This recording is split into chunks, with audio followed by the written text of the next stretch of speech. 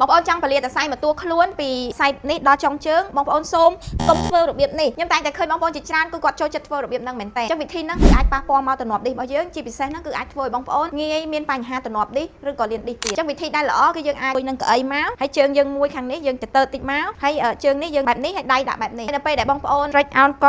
គឺជើងយើងខាងស្ដាំនេះគឺយើងទាញឡើងគឺវានឹងលលាមកតួខ្លួនដល់ចុងជើងតែម្ដងហើយនៅពេលដែលយើងងើបគឺយើងជើងយើងបាត់ទៅវិញ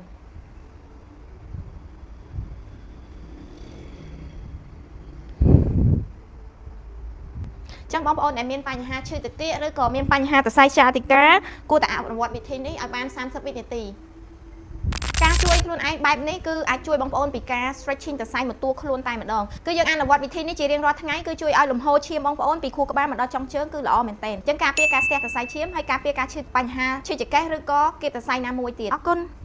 សូមណែនាំខ្សែក្រវ៉ាត់តម្រង់ឆ្អឹងខ្នងពីគិនសានរបស់យើងដែលអាចជួយដោះស្រាយបញ្ហាឈឺចង្កេះការពារការវាយឆ្អឹងខ្នងជួយសាច់ដុំអ្នកគាត់មានបញ្ហាស្ពឹកសាច់ដុំជួយពង្រឹងសាច់ដុំច្រឡំឆ្អឹងខ្នងឲ្យមានសុខភាពល្អអរគុណ